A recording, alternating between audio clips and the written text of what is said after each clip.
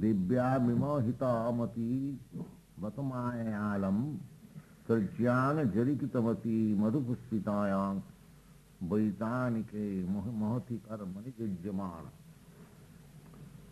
So Siddhartha Swami says, as a physician, without knowing the presence of Mrita Sanjivani, in Ayurvedic medicine system, there is a medicine which is called Mrita Sanjivani. Mrita Sanjivani, Mrita means dead, and Sanjivani means giving life. Even a dead man can get life by drinking that medicine. It is a strong tonic, it is still used in Ayurvedic medicine. Some of the biggest manufacturers of Ayurvedic medicine, they prepare and it has a good sale. So, it may not be exactly the same Mrita Sanjivani, but it is very well known. So Siddhartha Swami says, just like a person is suffering from fever, so according to Ayurvedic medicine, trikot. Tri means three and kotu means bitter. Trikoto, just like neem fruit, kalmed and chirata, they are prescribed, very bitter to eat. So Siddhartha Swami gives these examples without knowing that there is a very nice medicine, Mrita Sanjivani. There takes so many troublesome medicines. Similarly, the great stalwart leaders of religious principles, without knowing this Hare Krishna Mahamantra, they take to so many troublesome multi-ritualistic ceremonies. Vinsati Prakar Dharma Shastra. There are 20 kinds of Dharma Shastra composed by Manu, Parasa and others. They are very difficult. All of them are meant for counteracting our sinful life. This, as I have explained, material life is so arranged that even if you do not like to commit some sin, in course of your life, there will be sinful reaction. Just like we sing the prayers of Vishwanath Chakravarti, Samsara Dava Nanalira Loka. This world is so situated that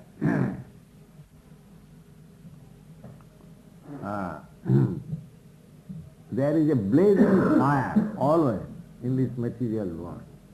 Even if you do not want, still that fire is there. Nobody wants blazing fire. Davanala. Davanala means forest fire. Nobody goes to set fire in the forest, but it takes place. Similarly, this material world is also like that. Nobody wants, but still a miserable condition of life coming.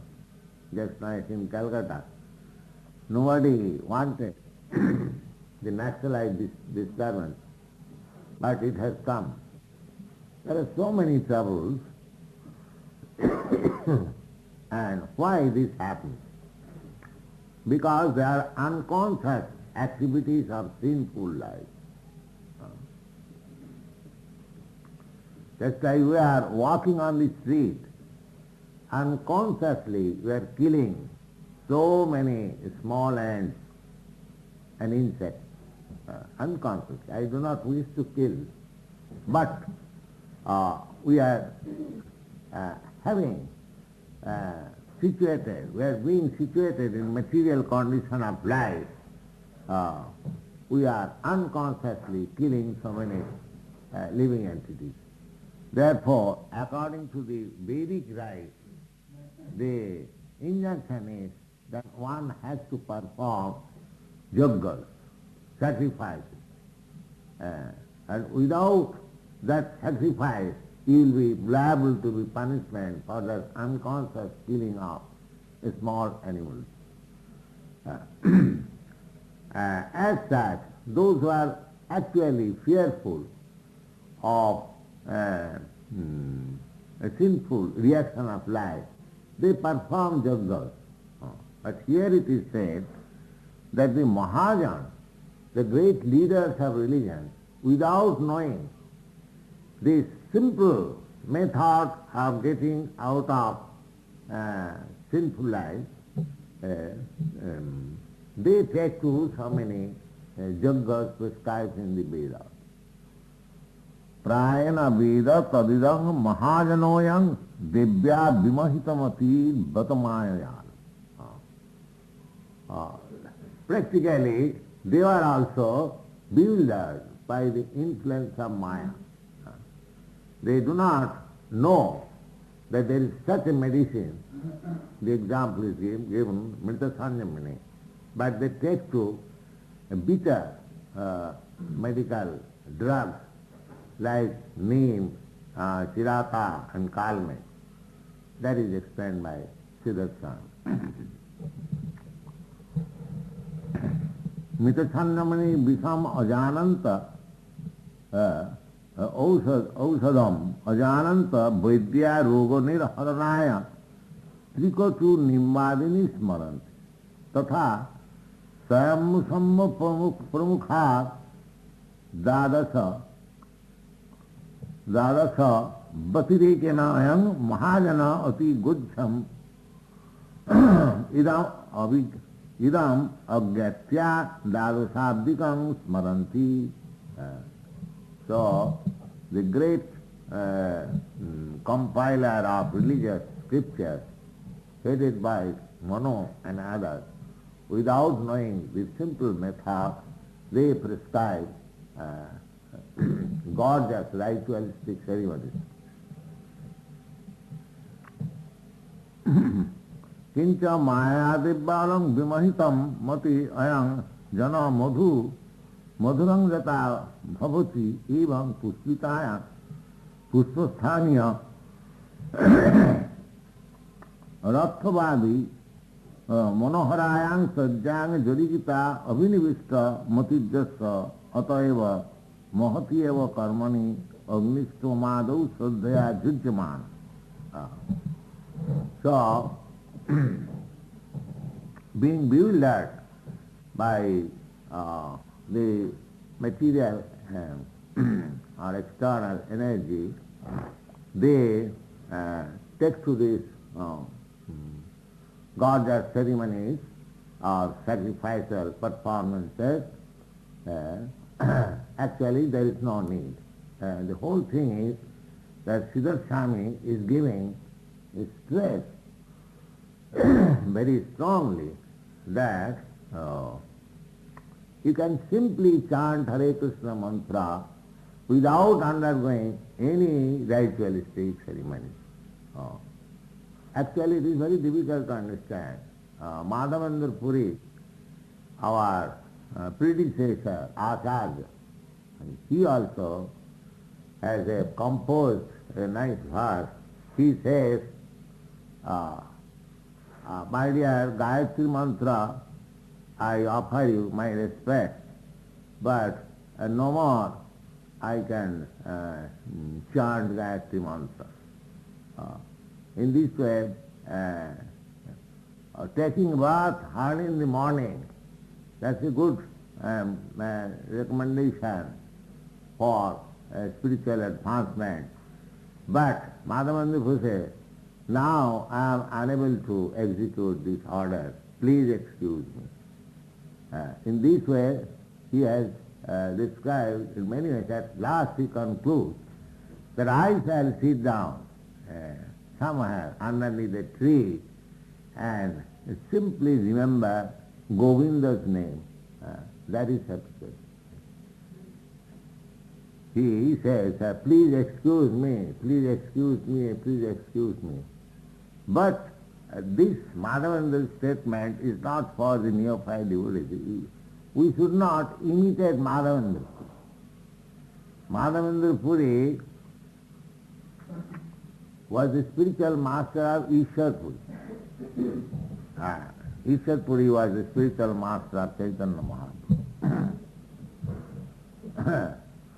So, the position of Madhavendra Puri, the position of Haridas Thakur, they are different from our position.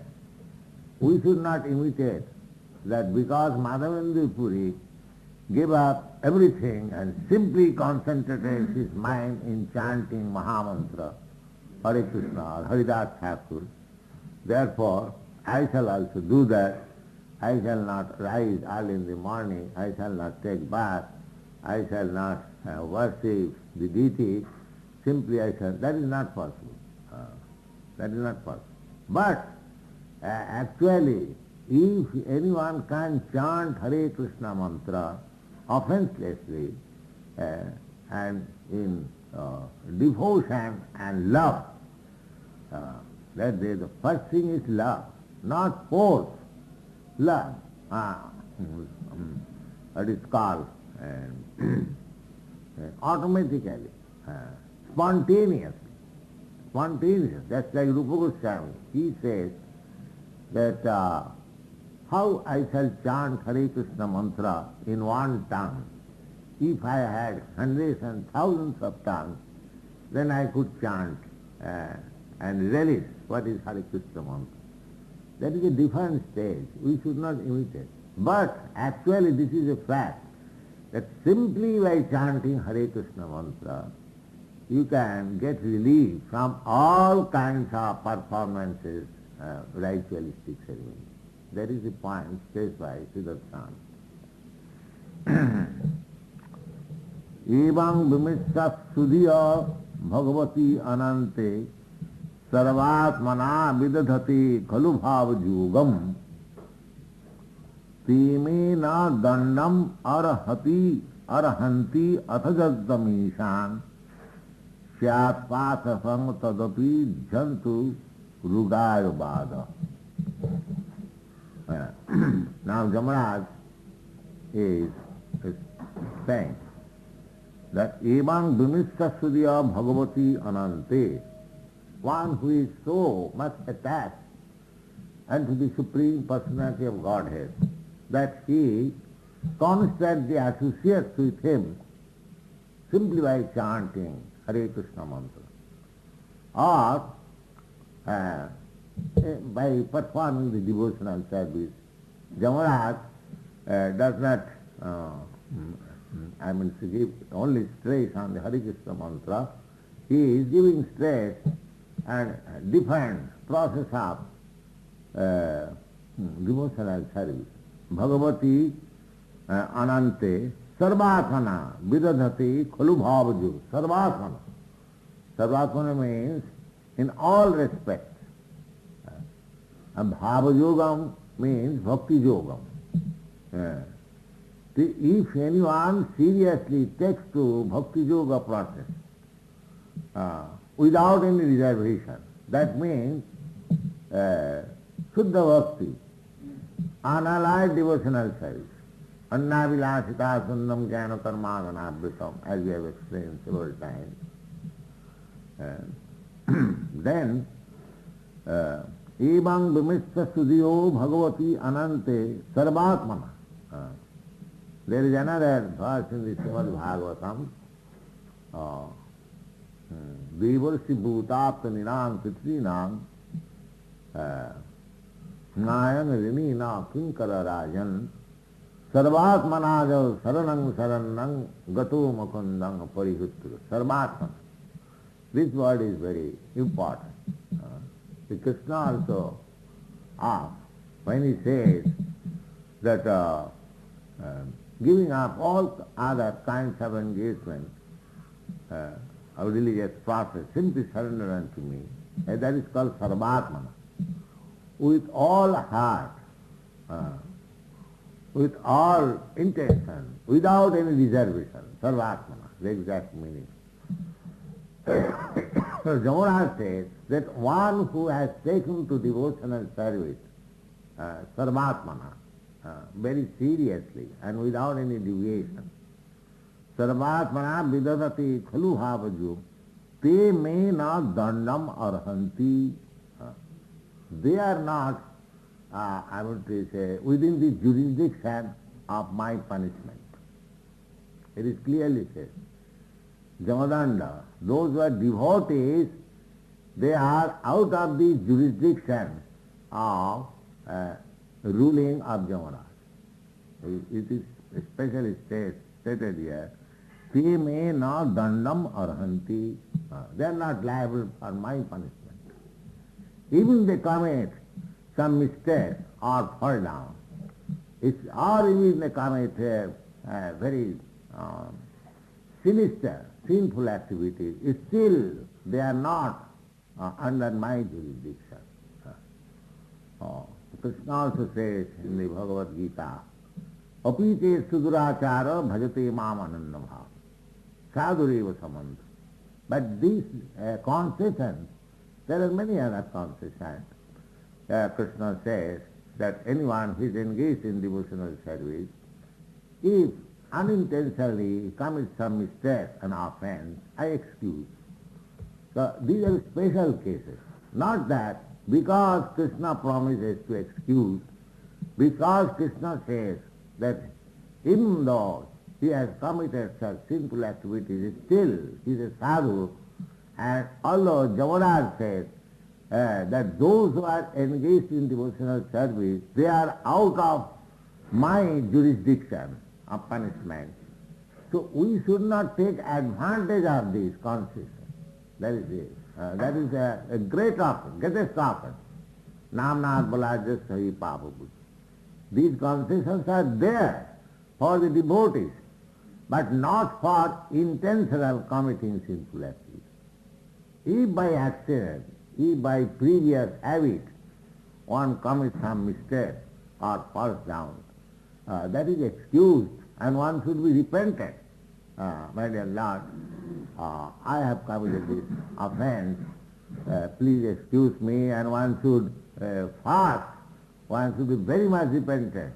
And then Krishna is so kind, but he hasn't got to take to the prayaschitta or what is called atonement system. A devotee hasn't got to do that.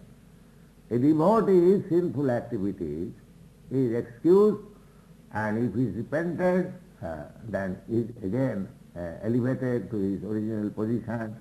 That is the verdict of all Shastras. And here also the Jamaraj says that te me na dandam arhanti atha jadi amishang sat patakam tadavi hanti urugaya bhada. Even if he has committed some sinful activities, because he is chanting the glories of the Lord, his sinful activities not taken into account. Excuse. Te deva siddha parigita pavitra gatha je sadhava samadisa bhagavat prapanya. Bhagavat prapanna. How Jamaraj is eulogizing the devotees. Devotees is Bhagavat prapanna. Bhagavat means to the Supreme Personality of Godhead. Prapanna means fully surrender. Bhagavat prapanya, the same thing is corroborated here. So just like Krishna says, aham tva sarvapapi bhamakhaisya. I shall protect you from all sinful reactions. Because there is declaration by the Supreme Personality of Godhead. Therefore, his servant, the executor of the criminal department, Jamaraj, he also says that te deva siddha parigita pavitra gatha je sadhava samadisa bhagavat prapanna. That a devotee who has fully surrendered to the Supreme Personality of Godhead, they are worshipped by Devaloka, Siddhaloka. The demigods also they worship. They show full respect. Now, Krishna says that Kamastasya hitagyana jajanti annadevata. Those who are worshippers of the demigods, they are bewildered by their lusty desires. And here, Jamaraj says that Deva Siddha Parigita Pavitra Gatha. And a devotee is worshipped by the Deva, demigods. Just try to understand the opposite direction. That those who are ordinarily enthused by lust and greed, they go to worship demigods. But if one becomes a devotee of the Lord, the demigod worship. That is a prerogative of devotee.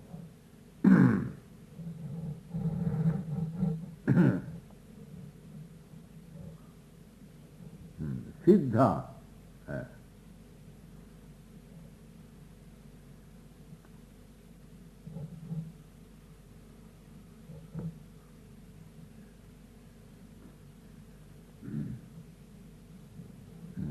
Bhavajogam. Yes, this word is Bhavajogam. Bhava means ecstasy. Ecstasy is yogam. The yoga principle by which one comes to the ecstasy. Just like sometimes while you are chanting Hare Krishna, you come to the ecstatic point. You forget yourself and dance. Forget everything. And that is called Bhava Yoga. To the devotee, it appears sometimes. So Bhava Yoga, there are Astasattvic Bhava, sometimes crying, sometimes stunned, sometimes perspiring. These things come to the devotee. That is not to be practiced artificially. When actually one advances in devotional service, this Bhava Yoga, Astasattvic Bhava, Vikas, comes into existence. Therefore, the devotional service is known also Bhava Yoga. Siddhartha Swami says the Bhava Yogam, Sarvatma vidhasate khalu Bhava Yogam, Shat Pathakam. So, Bhava Yogam, Bhakti Yogam, Amisang Pathakam no sadeva, Jodishyat Urgayasya Bhada Kirtanam. Actually, a devotee never commits any sinful activity. They are so careful, they are so sober, and because they are protected by Krishna, they never think of acting anything sinful. But sometimes it happens, because this material world, sometimes we are prone to fall down. A devotee just like Arjuna, he was not willing to kill his kinsman, although he was so much insulted, he was bereft of his kingdom, his wife was insulted. Still he was thinking that what is the use of killing my family members? Let them enjoy the kingdom. I shall better beg and leave. You are thinking in that way. Because a devotee, Jasyasti Bhakti Bhagavati Apinchana Sarvai Gunai Tattva Samarhate Sula. A devotee, a pure devotee, is naturally qualified with all good qualities. Automatically it comes. As he becomes, just like as a man suffering from fever decreases the degree of fever, he becomes healthy. Similarly, with the increase of our degree of devotional service, naturally all the good qualities, that is constitutionally existing in the pure soul. Pure soul, being part and parcel, it is naturally very pure. And Veda says, even when the soul is within the material existence, it is not mixed up. It remains always separate. Just like if you put a drop of oil in the water, it does not mix. Although it is in the water, it does not mix. Similarly, the spirit soul, part and parcel of God, Krishna, although in the material world, he does not mix. Therefore, if there is a process, just like you can pick up the spot of oil floating in the water by some process immediately. Similarly, by Bhakti Yoga process, although the spirit soul is floating in this material ocean, he can be picked up immediately. He can be picked up. Jasantoyam Purusha, the Veda says that this Purusha, the spirit soul, is always unmixed. Unmixed. Therefore, Mahavadi philosophers, they say that this material association is simply a bewilderment. Actually, it does not exist. I am Brahma, I am the same. But actually, although I am the same, because I am associating with the different qualities, the higher qualities or lower qualities of the material nature, then that association will give me a different position, although I am not mixed up with this material existence.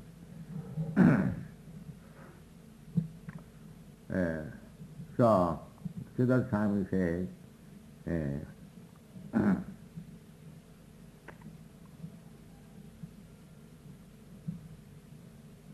Bhāvajogam bhakti amisang patakam na sadeva jadi sad urugayasvada kirtanam. The conclusion is that generally the devotee does not do anything which is sinful, but accidentally, unconsciously, if he does, because he is engaged in chanting or in the devotional service of the Lord, there is no sinful reaction on his life. That is the conclusion. Thank you. Vishnujan is doing very nice. He has printed some literature and he is going for enrolling members. So I think this literature should be rendered into Hindi and Bengali. He has picked up from the purpose of Śrīmad Bhāgavatam very nicely, presenting this booklet about the missionary activities of Krishna consciousness movement. The Krishna consciousness movement is the genuine Vedic way, and he has done it nicely. So I think this should be translated in different languages. Yeah.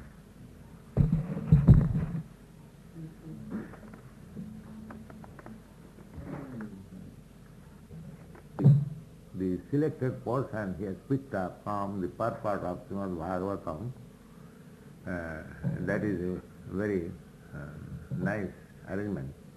If you simply preach these principles, people will very much appreciate.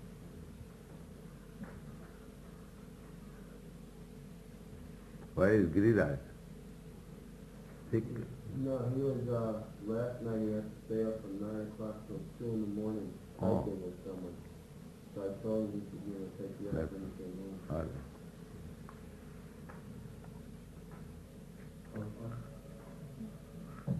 that Arjuna was lamenting for his friends and relatives because superior qualities all the boys possess. So why did Krishna call him a fool? Yes, in spite of our superior qualities, we are always fools. You should know. Don't be puffed up with your superior qualities. You should remain always full. Just like Chaitanya Mahaprabhu, he presents himself as a fool. So even Chaitanya Mahaprabhu presents himself before his spiritual master as a fool. So that is a good quality, to remain a fool. Otherwise, if we become puffed up, oh, I have learnt everything, my business is finished. So there is prone to fall down again.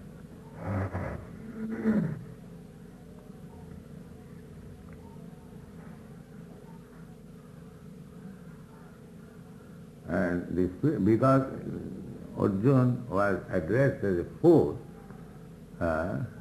because Krishna accepted, Arjuna accepted Krishna as his spiritual master.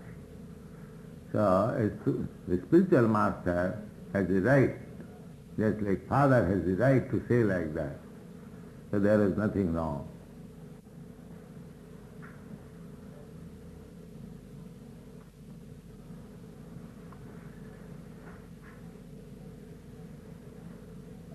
Sanam, Kirtanam, Vishnu.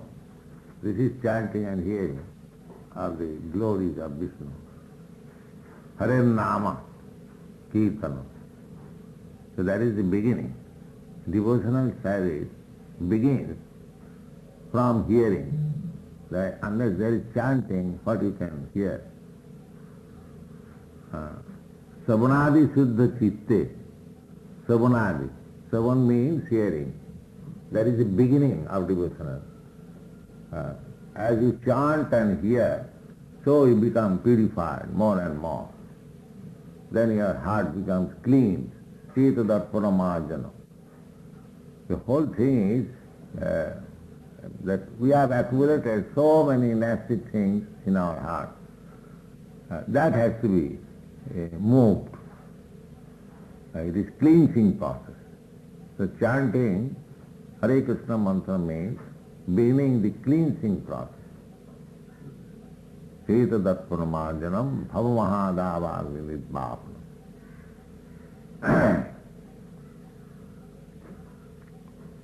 Is it clear? Or you have got any question like that?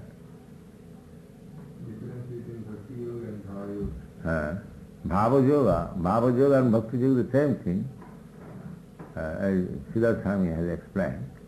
Bhava means the previous stage of pure love for God.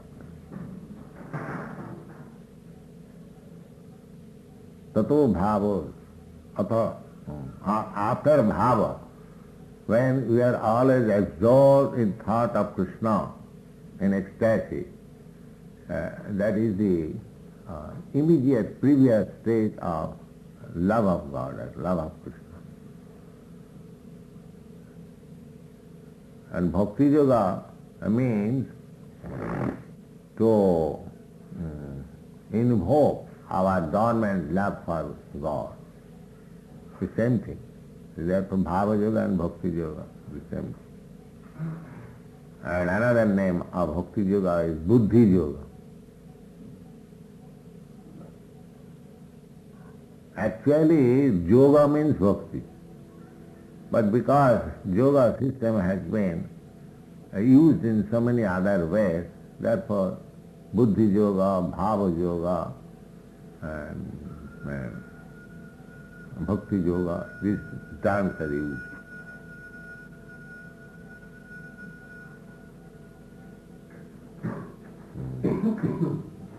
Dudha Bhava Samannita. Without Bhava Yoga, nobody can worship Krishna. That is stated in the Bhagavad Gita. Aham sarvasya prabhava matta sarvam pravartati iti matya bhajante mam buddha bhava samannita. Bhajante. Bhajante means engaged in devotional service. Why? Na Buddha bhava samannita. Because he is situated in the bhava. What is that bhava? That bhava is Vasudeva Sarvamiti Samahatma Sudurya. One who is always absorbed in thought, one who sees Krishna's energy in everything, that is called bhava.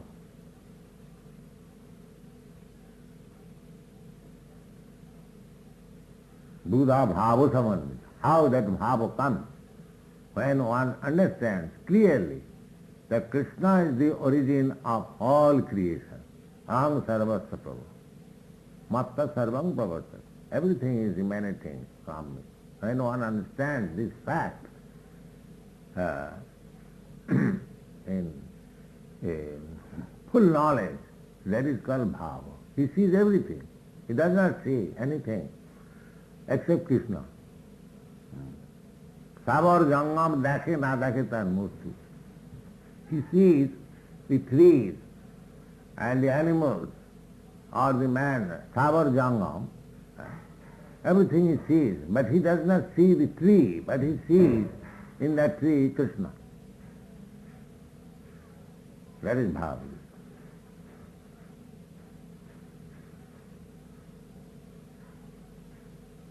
Sabar jangam dakhe na dakhe tar murti. Sarvatra Suraya tar Ishtadev Murti. Do you follow this Bengali? Yes. Savar means animal, living entities which does not move, just like trees, plants, creepers. And Jangam means those who are moving, animals, man, they move.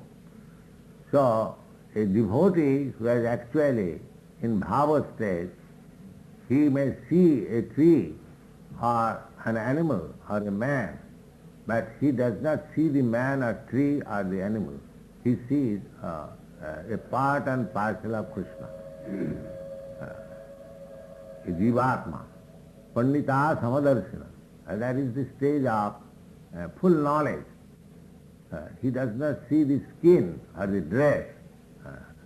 Just like when we talk with a gentleman, we do not see to the dress, we see the person as he is. That's a stage. That is called bhava. Buddha bhava samannita.